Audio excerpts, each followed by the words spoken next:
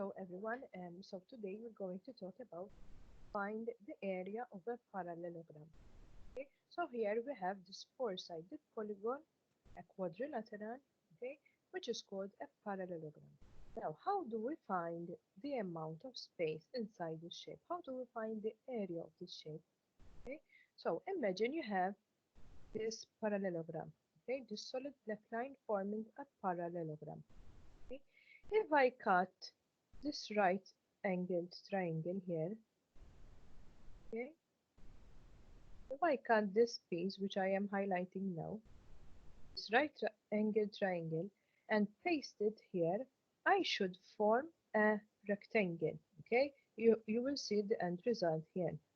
And now I know that since from this parallelogram um, I have got a rectangle from it. Okay, I or I know that the area of a rectangle is found by multiplying the length by its width. Okay, by multiplying the length by its breadth. Another word for width is breadth. Okay. However, in the terms we use in parallelogram are the terms base, okay, base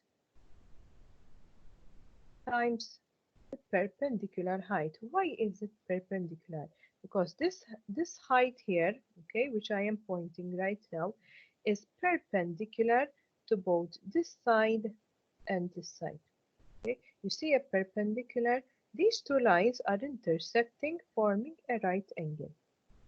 Okay, so here we have our formula of the area of a parallelogram, which is equal to base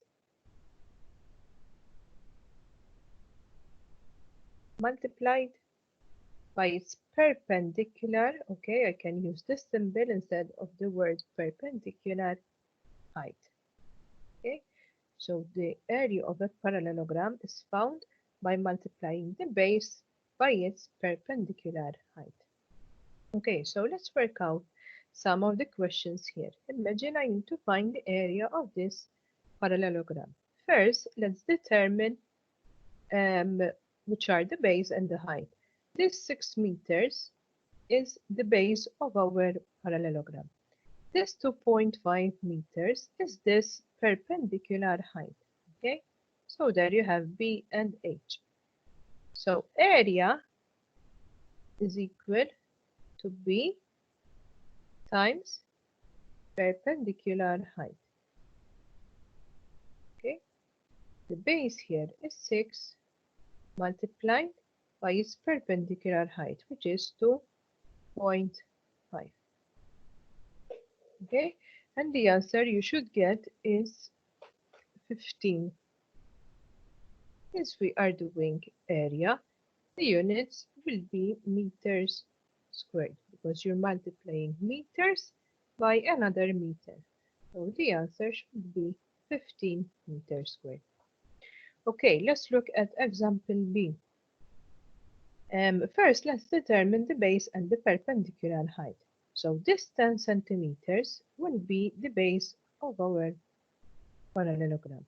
Okay, now I have two heights. I have this slanting height, which is 8 centimeters, and this perpendicular height, which is 6 centimeters. You see, this height is intersecting this line at a right angle. Which one should I use? Okay, this one I can cross it out because I cannot use the slanting height to find the area of the parallelogram. We have to use the perpendicular height. Okay, so 6 here should be our H. So area is equal to base times perpendicular height. Instead of the base, we can write 10. Instead of our perpendicular height, we write 6. So 10 times 6 gives us 60. The units we use here is centimeters squared. Okay, since we are finding area. Okay, so question C, the area of this parallelogram is 51.2 centimeters squared.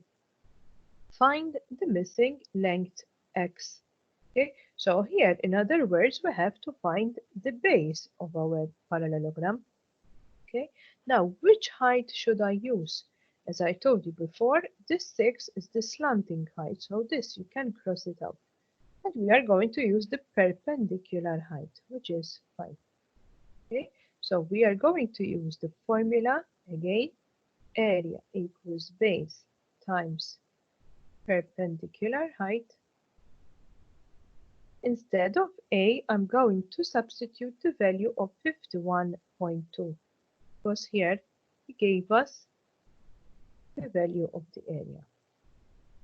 Instead of B, I'm going to write x because I need to find x multiplied by its height, which is 5. Now, how do we find x here? We have to divide both sides by 5. This crosses out with this. 51.2 divided by 5 should give us the answer of 10.24. So x here is equal to 10.24. Since we are finding a length, okay, the base of our parallelogram, the unit should be centimeters. Thank you for watching. I will talk to you again in the next videos.